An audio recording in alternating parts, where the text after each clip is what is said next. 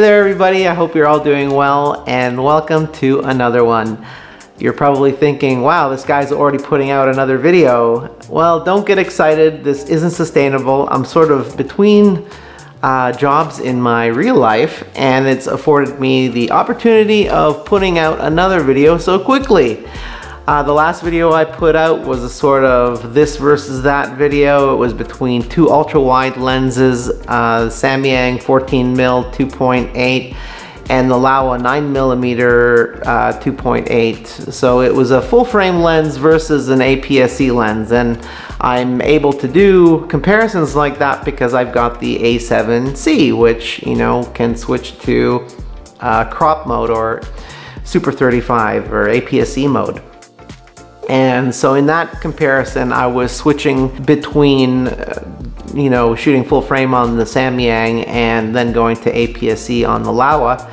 And that way I'd be able to give you sort of head-to-head between the two. And I'm doing the same sort of thing this time, as you could probably gather from the title, and this time with what I call studio lenses. It's because they're lenses that I would use for this sort of thing, the talking head stuff. And there are some, I guess there's some criteria that I use for determining what kind of lens I would use for this. Normally I'm using this beauty, which if any of you have been here before, you know that I love this lens. It's the 35mm 1.8 from Sony, which you gathered from the title of the video. Very, very popular lens amongst a lot of YouTubers out there who, I guess, sort of have the same feelings about this lens as I do. Very little, you know, distortion and stuff. It makes people look pretty natural. So, about a comparison between this and the lens I'm shooting with. As you also probably figured out from the title, the lens I'm shooting with is a 30mm 1.4. It's going to be a little bit further back. I mean, the camera's got to be a little bit further back than I would be with this, shooting in full frame. 2.5 feet, maybe more, further back. Maybe even less than that, I'm not really sure. But it's a 45mm equivalent. We're sort of approaching more that 50mm end of things. Of course, the framing is very popular for things like street photography. The 30mm Sigma and, in my opinion, the 35mm Sony are both great general purpose lenses. You wouldn't necessarily want to be shooting, you know, real estate stuff or making it a dedicated portrait lens. Makes for a nice portrait shooting with either of these lenses. Now that I'm planning on moving to APS-C, yeah, you probably figured from these videos where I'm comparing full frame to APS-C lenses that I'm doing it not just for the channel but also for myself, because I am going to be moving to the FX30. I'm sorry for all of you who've tuned in because I am an A7C user, and maybe you've got an A7C too, but it looks like I've made the decision to go with the FX30, get to check out some of those features that Sony's been throwing into their new cameras. Anyway, I do love my A7C, but as I've said in previous episodes, I'm not a camera hoarder or an equipment hoarder. I do like changing out my equipment pretty often, but I gotta say, this A7C, I mean, I've really loved it, and you know, normally I'm changing out cameras every couple of years, and I've been through about a dozen of them since the beginning. So anyway, so in this comparison, two popular lenses for doing this sort of stuff. This one and the one on the camera. I am currently shooting at 1.8, f1.8, which I normally wouldn't do with this lens because I like a little bit of that background separation, not too much, because I like people to be able to make out that logo behind me. And if I'm going to match how blurry logos are between this and the lens on the camera, to do that I'm going to have to open up that aperture a little more than I would with this. This I'm shooting at something like 2.4 or 2.2 or something like that.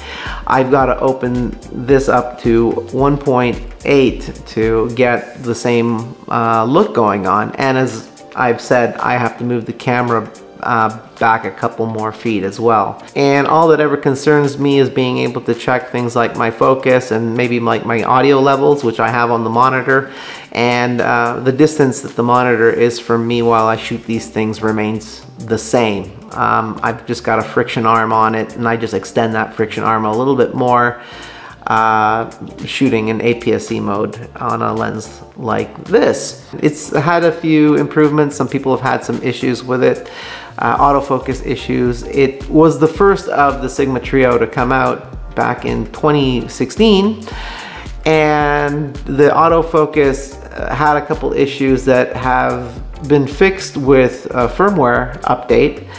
At least I haven't had any issues with it so far. I really didn't have any issues with it originally either, prior to the firmware updates. Let's move on to this comparison and see how it goes. I know it could be a little bit long-winded and you guys just want me to get on with the tests, but there are some things I sort of should get out of the way here, and that's the consistencies. The consistencies I'm going to maintain between the test of the lens I'm shooting with now, the 30mm and the 35. Without these consistencies, the test between these two lenses is a bit useless.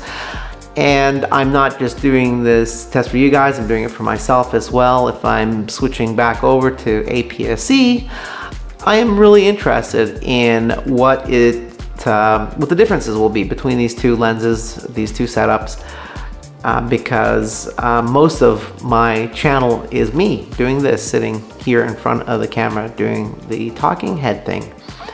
Anyway, one of the consistencies will be using the 1/4 black pro mist, at least for now. I tend to change things out a lot, and I guess the nature of doing a channel about this video stuff is, you know, changing things up every once in a while, trying different things, and communicating to you guys the differences that those changes make as well, of course, as I try different stuff. The black pro mist will be the one thing. I'm not going to be putting on an ND filter. I don't really care so much about cinematic motion blur when it comes to talking head stuff. There's very little moving up here other than my mouth. So having an ND filter on to maintain the 180 rule in this sort of scenario doesn't really make sense to me, although I know that those purists are out there. So another consistency I'm going to maintain is the power on my key light, which is why I can't keep my shutter speed consistent. I'm going to like 1/25th with my shutter speed for the Sigma because I'm shooting with a f1.8 aperture. So I'm not going to be able to maintain proper exposure unless I increase my shutter speed because I'm not using an ND. On the Sony, I'm going to be shooting at f2.2. It's normally what I'm shooting with to get the same background blur. Now typically Sigma lenses are warmer than Sony lenses. I'm not sure if that will come through in this comparison or if that will even be the case in this comparison. Let's get to the test and see how it goes. So here I am on the Sigma 30mm 1.4 at 1/25 and shooting at f1.8. So here we are as I normally would be shooting my talking head in full frame with my 35mm. And what I've done here is I've decreased the size of the aperture to 2.2 to get that same blurriness that we had on the Sigma at 1.8.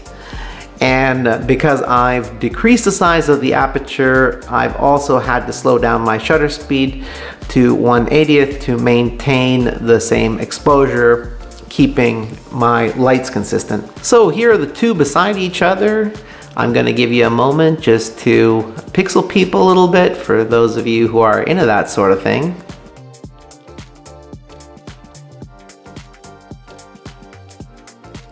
So my awesome viewers out there, what's your take? What's your verdict on my comparison between these two very popular lenses? Well, in my opinion at least, there's really no mystery as to why they're both so popular. They're both very high quality optics. I haven't had any issues so far with this Sigma and the new firmware. I never really had issues that I can recall from the first time I owned the lens. And of course the Sony has always been very reliable as far as autofocus goes. And it's really no wonder that these two lenses have sold so well over the years, and the Sigma continues to do so, even if it's the first of the trio that came out. The Sigma on both the APS-C side and the full frame side, provided that on the full frame side you're primarily a video shooter. If you're looking for a good photo lens, of course you want to avoid APS-C lenses, because then you're shedding all those megapixels. You're only utilizing the center of your sensor, so you don't necessarily want to do that. But on the video side, either lens is a great option. Of course, the Sigma is a no-brainer if you're shooting APS-C. Great for photos, great for video. Actually, any of the lenses in the Sigma trio are a fantastic choice. And of course, one of the great advantages that they have is the fact you've got that max aperture of 1.4 that really helps even the playing field between APS-C and full frame. You can really match the same sort of shallow depth of field, knocking out those backgrounds, as well as improving your low light performance, something that can suffer on the APS-C side. Anyway, hopefully, as usual, you all got something out of this. If you did, please consider throwing me a thumbs up. If you haven't subscribed, please do so. If you don't want to do either one of those things, that's fine too. If you've got ideas for future shows, or you've got comments about the comparison I did between these two lenses, if you have great experiences, bad experiences with either one of these lenses, please leave those in the comments below. Until next time, keep working to make your chosen idea a reality. Peace.